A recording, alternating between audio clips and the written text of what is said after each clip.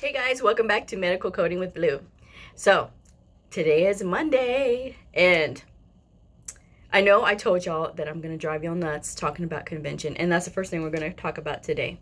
So, I promise, okay, this is my vow, okay, from now until convention, okay, I promise I will only do the countdown days on Mondays, okay? So, Monday's episodes will be the day that I do the total days that we have left till convention. So there is 159 days until September 14th and 160 days until September 15th, the official kickoff of convention. So online registration is not available right now at ahima.org, but you can still call in. So never fear, So if you are interested in attending this year's AHIMA conference, see, I'm doing good. AHIMA conference, be sure to check out the website, and I will put the address link in the box below. So I got a lot of questions over the weekend, so tomorrow's episode is going to be a Q&A of all the questions that I got, and thank you guys so much for being so proactive and asking lots of questions.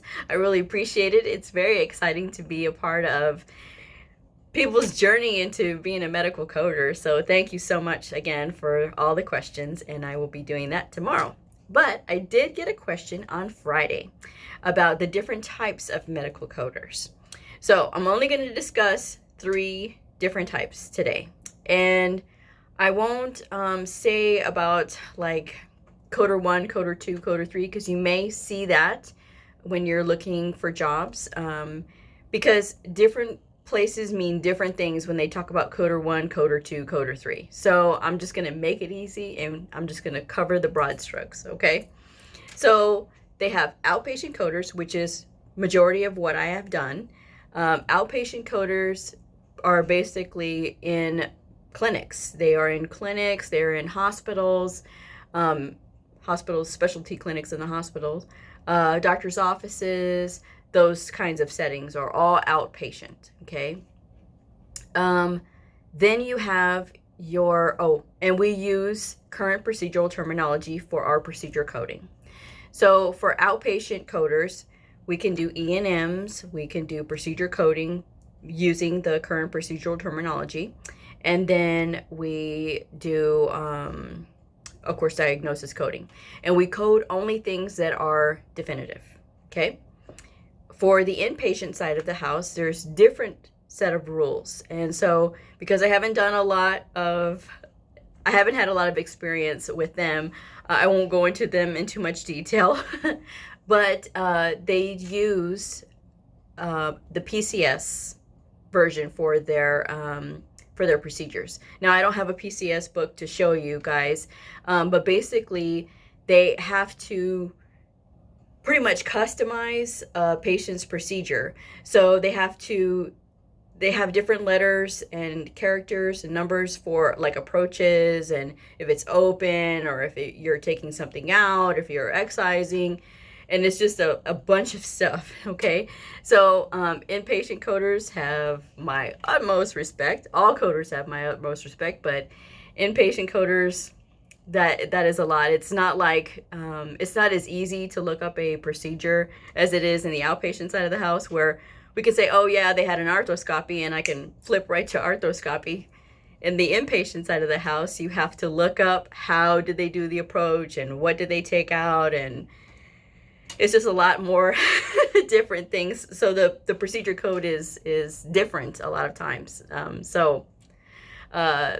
Inpatient coders, you guys got my respect. And then you have your surgery coders, okay? So surgery coders use the current procedural terminology book to code their procedures. Surgery coders don't generally code E&Ms if they're only doing the procedure coding, obviously. But you are working with like op reports. That's all surgery coders do. They work with op reports. And when I did surgery coding, I did anesthesia coding, I did procedures, And there's some things that go along with procedures. So sometimes you're not coding for, obviously, sometimes you're not coding for radiology unless you're a radiology coder. It's just a bunch of different things. So if I haven't confused y'all, I hope I haven't. But that's just basically the rundown of what each kind of category is. For me, and some inpatient coders would disagree, because I've heard them say that it's a lot less complicated than outpatient. But maybe because I've been in the outpatient side of the house, it's just easier for me. With E&Ms, any clinic that you are in on the outpatient side of the house, if you have E&M leveling coding to do, it just depends on what the complexity of the clinic is. If you are in a repetitive clinic, like a family practice clinic, you're generally going to look at pretty much the same sort of leveling. The diagnosis may, obviously, they're going to change depending on if you're working in a peds clinic or a family practice. But family practice, you're going to see an awful lot of everything. You see broken bones, you see sprains, you see colds, you see preventative medicine. I mean, there's just a bunch of things in family practice.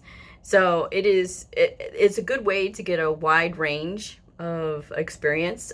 Same thing with the ER. Now, if you really want to get fancy, try the ER, because the ER, you're going to see everything. You see traumas, you see hydrations, which hydrations can get a little confusing. But if you have the documentation there, everything works fine. You'll see a lot of injury coding in the ER. So if you need to brush up on injury coding, I strongly suggest that you do that, because when you work for like a level 1 trauma center and they have like a lot of injuries, it is hard. I mean, obviously it's not easy, but it does get interesting, and you're like, oh, there's this procedure and there's that procedure, and they did this and they did that, and this is the diagnosis here and diagnosis there. So just make sure that when you are wherever you're getting assigned, that the easiest way to make sure that you can go in there confidently is to study. And even if you've got your certification and you think, oh yeah, I got this, of course you do, because you passed your certification exam. But you want to make sure that you are doing all the background check stuff for whatever clinic you're going into. Don't just get dropped off in a clinic and think, oh yeah, I can do this. Make sure that you've got a handle on whatever it is. If you are being put into an ENT clinic, make sure you brush up on your procedures and your terminology for ENT. Same thing with orthopedics, podiatry, rheumatology, pulmonology. The list goes on and on. Hematology, oncology, psych, behavioral health, every single clinic that you can possibly work in the outpatient or the inpatient side of the house.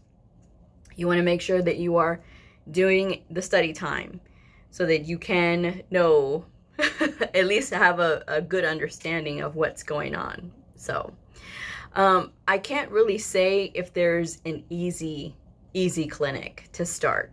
I mean, I know there's clinics that can be repetitive, but don't just look for the easiest clinic to start in. You want to try to challenge yourself, because if you start with the hardest stuff, yeah, it might be a little frustrating at first, but if you can survive that, you can survive anything. Okay. When I first started coding and I had done oncology, oncology is a very demanding clinic. We had to do a few things in oncology, and it was confusing at first. It was like, well, because I didn't know that cancer could start in one part of the body and still be in another part of the body and still be the same cancer. I didn't know that, so I was just like, oh, okay. So when I got to my next job after that, I had done inpatient professional services rounds, which I had worked with mom and baby. I had worked with internal medicine. I had worked with behavioral health. And so kind of having that fire hose learning time really did help shape my ability to not be scared when I start a new clinic either.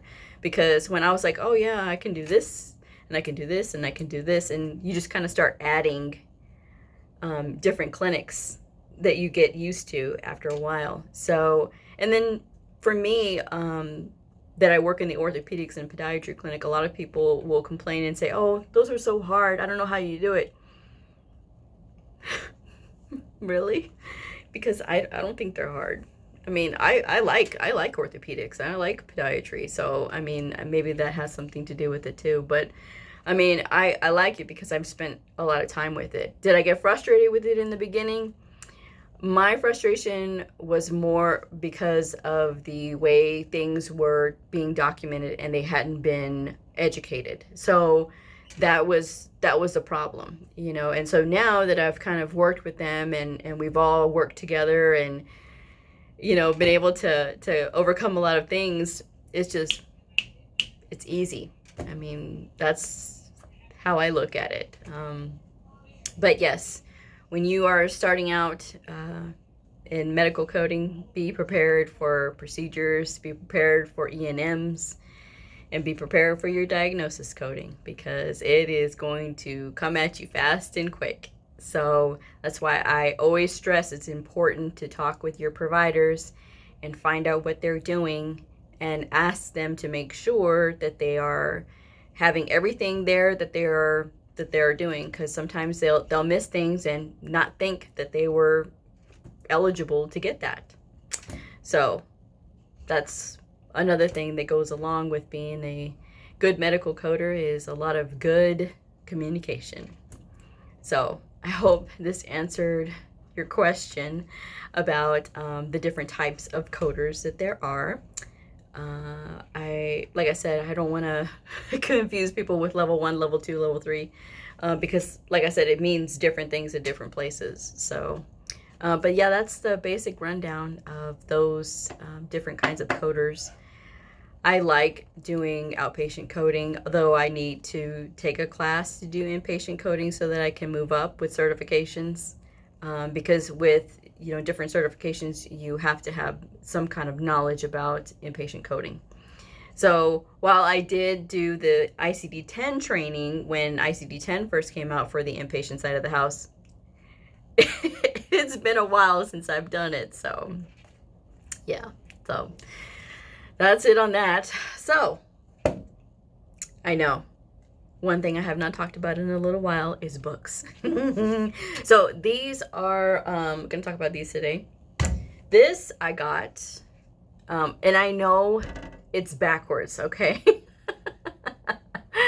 It was brought to my attention. I know it's showing you backwards. Like I said, this is a new phone, and my other phone did not have this problem, and this one, I don't know. So I probably need to do something with it, but whatever. This is Ortho Notes, okay? This is just a little quick thing. It was just something that I picked up at Barnes & Noble.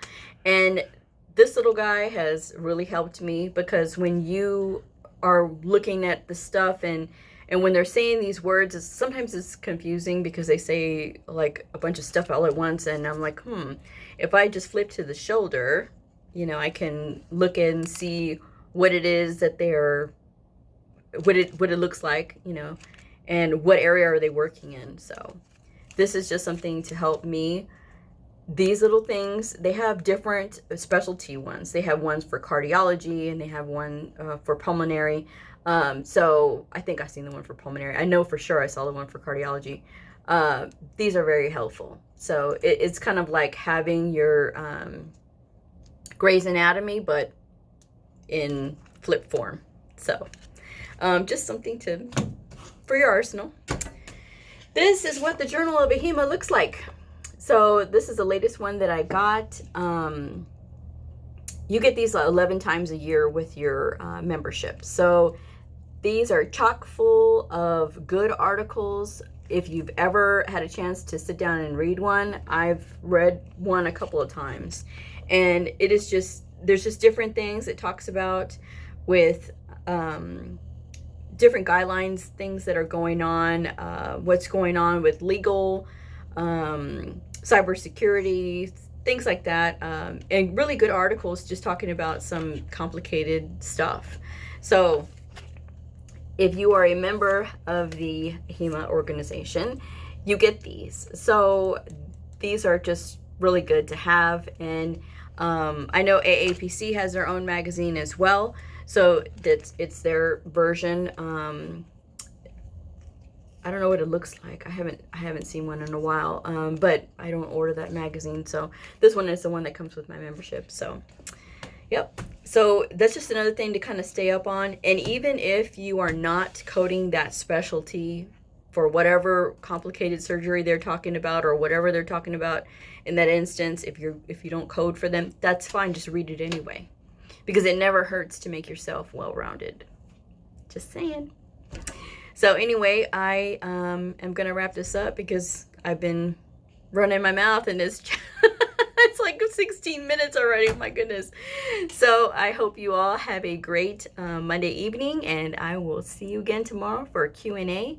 And if you have any questions, let me know, and I can certainly fit those in tomorrow. If you are a medical coder, a medical coding student, or a provider, or a nurse, or some other medical professional, or somebody just interested in medical coding, please like and subscribe to my channel. I would really appreciate it. And I will see y'all tomorrow. Bye.